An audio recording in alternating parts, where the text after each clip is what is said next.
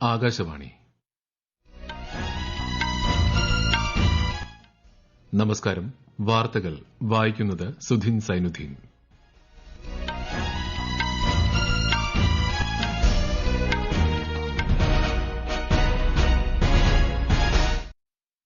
പ്രധാന വാർത്തകൾ. നിയമസഭ പാസാക്കിയ ബില്ലുകൾ അംഗീകരിക്കുന്നതിന് ഗവർണർമാർക്ക് സമയപരിധി നിശ്ചയിച്ചതിൽ സുപ്രീം കോടതിയോട് വ്യക്തത തേടി രാഷ്ട്രപതി ദ്രൌപദി മുർമു. പാകിസ്ഥാന്റെ കൈവശമുള്ള ആണവായുധങ്ങൾ അന്താരാഷ്ട്ര ആണവോർജ്ജ ഏജൻസിയുടെ മേൽനോട്ടത്തിൽ ഏറ്റെടുക്കണമെന്ന് രാജ്യരക്ഷാമന്ത്രി രാജ്നാഥ് സിംഗ്.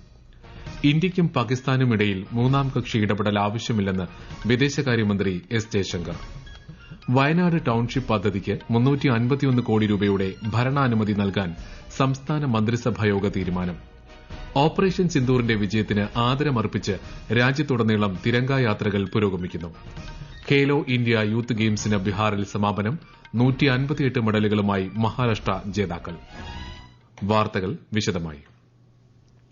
നിയമസഭ പാസാക്കിയ ബില്ലുകൾ അംഗീകരിക്കുന്നതിന് ഗവർണർമാർക്ക് സമയപരിധി നിശ്ചയിച്ചതിൽ സുപ്രീം കോടതിയോട് വ്യക്തത തേടി രാഷ്ട്രപതി ദ്രൌപദി മുർമു. തമിഴ്നാട് സർക്കാരിന്റെ ഹർജിയിൽ ബില്ലുകൾ അംഗീകരിക്കുന്നതിന് ഗവർണർമാർക്ക് സുപ്രീം കോടതി 3 മാസത്തെ സമയപരിധി നിശ്ചയിച്ചിരുന്നു. ഭരണഘടനയിൽ പരാമർശിക്കാതെ സമയപരിധി കോടതിക്ക് നിശ്ചയിക്കാൻ സാധിക്കുമോ എന്ന് രാഷ്ട്രപതി ആരാഞ്ഞു. ഭരണഘടനയുടെ വിവിധ അനുച്ഛേദങ്ങൾ ചൂണ്ടിക്കാട്ടിയാണ് ശ്രീമതി മുർമു സുപ്രീം കോടതിയിൽ നിന്നും ഇത് സംബന്ധിച്ച 14 കാര്യങ്ങളിൽ വ്യക്തത തേടിയത്. അനുച്ഛേദം 361 പ്രകാരം ഗവർണറുടെ നടപടികൾക്ക് ജുഡീഷ്യൽ അവലോകനം ബാധകമല്ലെന്നിരിക്കെ ബില്ലുകളിൽ തീരുമാനമെടുക്കാൻ ഗവർണർക്ക് വിവേചനാധികാരമില്ലേ എന്നും രാഷ്ട്രപതി ചോദിച്ചു. പാകിസ്ഥാന്റെ കൈവശമുള്ള ആണവായുധങ്ങൾ സുരക്ഷിതമല്ലെന്നും അവ അന്താരാഷ്ട്ര ആണവോർജ്ജ ഏജൻസിയുടെ മേൽനോട്ടത്തിൽ ഏറ്റെടുക്കണമെന്നും രാജ്യരക്ഷാമന്ത്രി രാജ്നാഥ് സിംഗ്. ശ്രീനഗറിലെ 15 കോപ്സ് ആസ്ഥാനം സന്ദർശിച്ച് സൈനികരെ അഭിസംബോധന ചെയ്യുകയായിരുന്നു അദ്ദേഹം. पूरी दुनिया ने देखा है कि कैसे गैर जिम्मेदाराना तरीके से पाकिस्तान द्वारा भारत को अनेक बार एटमी धमकियां दी गई हैं। श्रीनगर की धरती से मैं पूरी दुनिया के सामने यह सवाल उठाना चाहता हूं कि क्या ऐसे गैर जिम्मेदार और रोग नेशन के हाथों में परमाणु हथियार सुरक्षित हैं? मैं मानता हूं कि पाकिस्तान के एटमी हथियारों को इंटरनेशनल एटॉमिक एनर्जी एजेंसी की निगरानी में लिया जाना चाहिए. ഓപ്പറേഷൻ സിന്ദൂറിന്റെ വിജയത്തിൽ സായുധ സേനയെ കേന്ദ്രമന്ത്രി അഭിനന്ദിച്ചു. ലഫ്റ്റനന്റ് ഗവർണർ മനോജ് സിൻഹ, മുഖ്യമന്ത്രി ഒമർ അബ്ദുള്ള, കരസേനാ മേധാവി ജനറൽ ഉപേന്ദ്ര ദ്വിവേദി, മറ്റ് മുതിർന്ന സൈനിക ഉദ്യോഗസ്ഥർ എന്നിവരും സന്നിഹിതരായിരുന്നു. ജമ്മുകശ്മീരിലെ പുൽവാമ ജില്ലയിലെ നാദിർ ഗ്രാമത്തിൽ സുരക്ഷാസേനയുമായുണ്ടായ വെടിവയ്പിൽ 3 ജെയ്ഷെ മുഹമ്മദ് ഭീകരർ കൊല്ലപ്പെട്ടു. ആസിഫ് അഹമ്മദ് ഷെയ്ഖ്, ആമിർ നസീർ വാനി, യാവർ അഹമ്മദ് ഭട്ട് എന്നിവരാണ് കൊല്ലപ്പെട്ടതെന്ന് സൈനിക വൃത്തങ്ങൾ പറഞ്ഞു. ഷോപ്പിയാൻ ജില്ലയിൽ കഴിഞ്ഞ ദിവസമുണ്ടായ ഏറ്റുമുട്ടലിൽ 3 ഭീകരരെ സൈന്യം വധിച്ചിരുന്നു. ഇന്ത്യയ്ക്കും പാകിസ്ഥാനുമിടയിൽ മൂന്നാം കക്ഷി ഇടപെടൽ ആവശ്യമില്ലെന്ന് വിദേശകാര്യമന്ത്രി എസ് ജയശങ്കർ.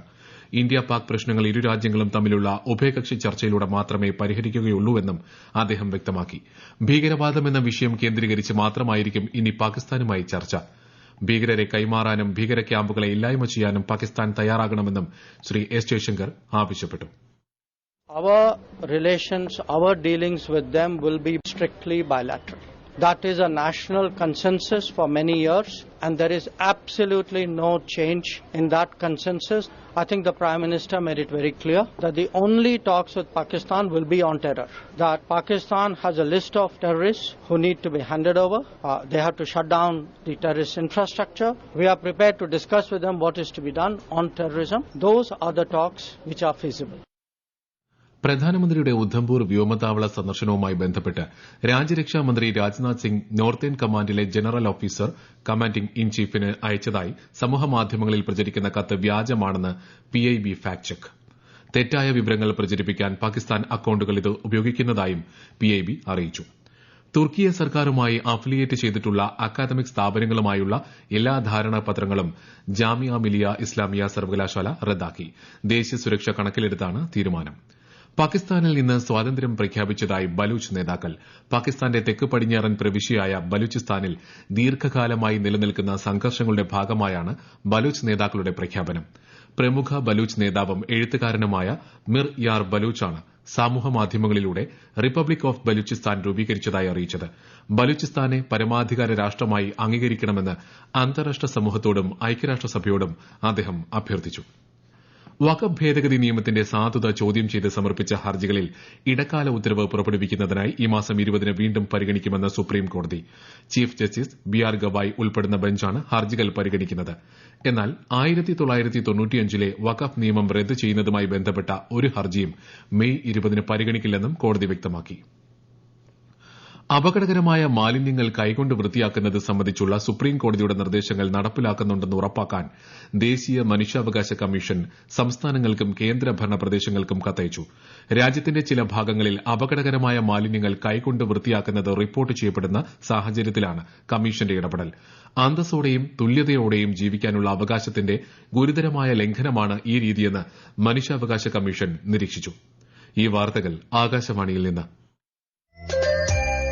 ആകാശവാണി വാർത്തകളും വാർത്താ അധിഷ്ഠിത പരിപാടികളും all India radio news Thiruvananthapuram YouTube ചാനലിലും at all India radio news Thiruvananthapuram Facebook പേജിലും AIR ന്യൂസ് _ ഇൻസ്റ്റഗ്രാം അക്കൌണ്ടിലും at AIR news _TVM X ഹാൻഡിലും ലഭ്യമാണ്.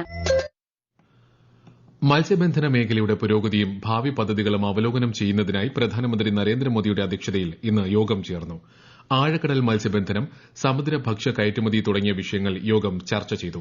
കേന്ദ്ര ഫിഷറീസ് മന്ത്രി രാജീവ് രഞ്ജൻ സിംഗും മുതിർന്ന ഉദ്യോഗസ്ഥരും യോഗത്തിൽ പങ്കെടുത്തു. വയനാട് ടൌൺഷിപ്പ് പദ്ധതിക്ക് 351 കോടി രൂപയുടെ ഭരണാനുമതി നൽകാൻ സംസ്ഥാന മന്ത്രിസഭാ യോഗ തീരുമാനം. പ്രാരംഭ പ്രവർത്തനങ്ങൾക്കുള്ള ചെലവ് ഉൾപ്പെടെയാണിത്. ശബരിമല ഗ്രീൻഫീൽഡ് അന്താരാഷ്ട്ര വിമാനത്താവള പദ്ധതിക്ക് വിശദ പദ്ധതി റിപ്പോർട്ട് തയ്യാറാക്കുന്നതിനും അനുബന്ധ ജോലികൾക്കുമായി 4.366 കോടി രൂപ കൺസൾട്ടൻസി ഫീസായി നിശ്ചയിച്ച നടപടി മന്ത്രിസഭ വ്യവസ്ഥകളോടെ അംഗീകരിച്ചു. വിമാനത്താവള പദ്ധതിയുമായി ബന്ധപ്പെട്ട പ്രശ്നങ്ങൾ പരിഹരിക്കുന്നതിന് ചീഫ് സെക്രട്ടറിയുടെ അധ്യക്ഷതയിൽ കമ്മിറ്റിയെ ചുമതലപ്പെടുത്തി. കേരളത്തിൽ നെടുമ്പാശ്ശേരിയിൽ വാഹനത്തിന് സൈഡ് കൊടുക്കുന്നതുമായി ബന്ധപ്പെട്ട തർക്കത്തെ തുടർന്ന് യുവാവിനെ കാർ കയറ്റി കൊലപ്പെടുത്തിയ സംഭവത്തിൽ 2 CISF ഉദ്യോഗസ്ഥർക്ക് സസ്പെൻഷൻ. ചെന്നൈ CISF ദക്ഷിണ മേഖല DIG ഇത് സംബന്ധിച്ച ഉത്തരവിറക്കി. അന്വേഷണം നടത്തുമെന്നും കുറ്റക്കാർക്കെതിരെ കർശന നടപടി സ്വീകരിക്കുമെന്നും DIG അറിയിച്ചു. യാത്രക്കാരുടെ എണ്ണത്തിൽ 10% വർധനയുമായി തിരുവനന്തപുരം അന്താരാഷ്ട്ര വിമാനത്താവളം. 2024 ഏപ്രിൽ 1-നും 2025 മാർച്ച് 31-നുമിടയിൽ 48,90,452 യാത്രക്കാർക്ക് സേവനമൊരുക്കിയാണ് ഈ നേട്ടം. ആകാശവാണി തിരുവനന്തപുരം ജില്ലാ പ്രതിനിധി രജു കോലിക്കോട് തയ്യാറാക്കിയ റിപ്പോർട്ട്. തിരുവനന്തപുരം അന്താരാഷ്ട്ര വിമാനത്താവളത്തിന്റെ ചരിത്രത്തിൽ ഒരു സാമ്പത്തിക വർഷത്തിലെ ഏറ്റവും ഉയർന്ന കണക്കാണ് ഇപ്പോൾ രേഖപ്പെടുത്തിയിരിക്കുന്നത്. 2023-24 സാമ്പത്തിക വർഷത്തിലെ 44,11,235 യാത്രക്കാരെ അപേക്ഷിച്ച് 10% വർധന. നിലവിൽ പ്രതിദിനം ശരാശരി 14,614 യാത്രക്കാരാണ് തിരുവനന്തപുരം വഴി 9 ഇന്ത്യൻ നഗരങ്ങളിലേക്കും 14 വിദേശ നഗരങ്ങളിലേക്കും യാത്ര ചെയ്യുന്നത്. ഇന്ത്യയുടെ അഭിമാനം ഉയർത്തിയ ഓപ്പറേഷൻ സിന്ദൂറിന്റെ ചരിത്ര വിജയത്തിന് ആദരമർപ്പിച്ച് രാജ്യത്തുടനീളം തിരംഗയാത്രകൾ സംഘടിപ്പിക്കുന്നു. സംസ്ഥാനത്ത് നാളെ കൊല്ലത്തും കണ്ണൂരിലും കോഴിക്കോടും ത്രിവർണ്ണ സ്വാഭിമാന യാത്രകൾ നടക്കും. ഇന്ത്യൻ സായുധ സേനയ്ക്ക് ആദരമായി തിരുവനന്തപുരം ഡിവിഷനിലെ പ്രധാന റെയിൽവേ സ്റ്റേഷനുകൾ ത്രിവർണ്ണ പതാകയുടെ നിറങ്ങളിലുള്ള വിളക്കുകളാൽ അലങ്കരിച്ചു. തിരുവനന്തപുരം സെൻട്രൽ, തൃശൂർ, തൃപ്പൂണിത്തുറ തുടങ്ങിയ റെയിൽവേ സ്റ്റേഷനുകളാണ് ദീപാലംകൃതമായത്. ഖേലോ ഇന്ത്യ യൂത്ത് ഗെയിംസിന് ബീഹാറിൽ ഇന്ന് സമാപനം. പാറ്റ്ന സ്പോർട്സ് കോംപ്ലക്സിൽ നടക്കുന്ന സമാപന ചടങ്ങിൽ കേന്ദ്ര കായിക സഹമന്ത്രി രക്ഷ നിഖിൽ ഖഡ്സെ, ബീഹാർ ഉപമുഖ്യമന്ത്രി സമ്രാജ് ചൌധരി തുടങ്ങിയ പ്രമുഖർ പങ്കെടുക്കും. 58 സ്വർണവും 47 വെള്ളിയും ഉൾപ്പെടെ 158 മെഡലുകളുമായി മഹാരാഷ്ട്രയാണ് ഗെയിംസിൽ ഒന്നാം സ്ഥാനത്ത്. 117 മെഡലുകളുമായി ഹരിയാന രണ്ടാം സ്ഥാനത്തും രാജസ്ഥാൻ മൂന്നാമതുമാണ്. 12 സ്വർണം ഉൾപ്പെടെ 25 മെഡലുകളുമായി കേരളം 8ാം സ്ഥാനത്താണ്. തിരുവനന്തപുരത്ത് ജൂനിയർ അഭിഭാഷകയെ മർദ്ദിച്ച കേസിൽ സീനിയർ അഭിഭാഷകൻ ബേലിൻദാസിനെ പോലീസ് അറസ്റ്റ് ചെയ്തു. തിരുവനന്തപുരം സ്റ്റേഷൻ കടവിൽ നിന്നാണ് ഇയാളെ പിടികൂടിയത്. കേസിൽ ബേലിൻദാസ് തിരുവനന്തപുരം അഡീഷണൽ സെഷൻസ് കോടതിയിൽ ഇന്ന് മുൻകൂർ ജാമ്യാപേക്ഷ നൽകിയിരുന്നു. കേരളത്തിൽ അടുത്ത 5 ദിവസങ്ങളിൽ ശക്തമായ മഴയ്ക്ക് സാധ്യത. പത്തനംതിട്ട, ഇടുക്കി, പാലക്കാട്, മലപ്പുറം ജില്ലകളിൽ ഇന്ന് മഞ്ഞ ജാഗ്രതയാണ്. കള്ളക്കടൽ പ്രതിഭാസത്തിന്റെ ഭാഗമായി കേരള തീരത്ത് നാളെ രാത്രി 11:30 വരെ കടലാക്രമണത്തിന് സാധ്യതയുള്ളതിനാൽ മത്സ്യത്തൊഴിലാളികളും തീരദേശവാസികളും ജാഗ്രത പാലിക്കണം. രാജ്യത്തെ ഓഹരി വിപണികളിൽ നേട്ടം. ബോംബെ ഓഹരി സൂചിക സെൻസസ് 1200 പോയിന്റ് ഉയർന്ന് 82,531-ലും ദേശീയ ഓഹരി സൂചിക നിഫ്റ്റി 394 പോയിന്റ് നേട്ടത്തിൽ 25,061-ലും വ്യാപാരം അവസാനിപ്പിച്ചു. സ്വർണ്ണവിലയിൽ ഇടിവ്. പവന് 1,560 രൂപ കുറഞ്ഞ് 68,880 രൂപയും ഗ്രാമിന് 195 രൂപ കുറഞ്ഞ് 8,610 രൂപയുമായി. പ്രധാന വാർത്തകൾ വീണ്ടും. നിയമസഭ പാസാക്കിയ ബില്ലുകൾ അംഗീകരിക്കുന്നതിന് ഗവർണർമാർക്ക് സമയപരിധി നിശ്ചയിച്ചതിൽ സുപ്രീം കോടതിയോട് വ്യക്തത തേടി രാഷ്ട്രപതി ദ്രൌപദി മുർമു. പാകിസ്ഥാന്റെ കൈവശമുള്ള ആണവായുധങ്ങൾ അന്താരാഷ്ട്ര ആണവോർജ്ജ ഏജൻസിയുടെ മേൽനോട്ടത്തിൽ ഏറ്റെടുക്കണമെന്ന് രാജ്യരക്ഷാമന്ത്രി രാജ്നാഥ് സിംഗ്. ഇന്ത്യയ്ക്കും പാകിസ്ഥാനുമിടയിൽ മൂന്നാം കക്ഷി ഇടപെടൽ ആവശ്യമില്ലെന്ന് വിദേശകാര്യമന്ത്രി എസ് ജയശങ്കർ.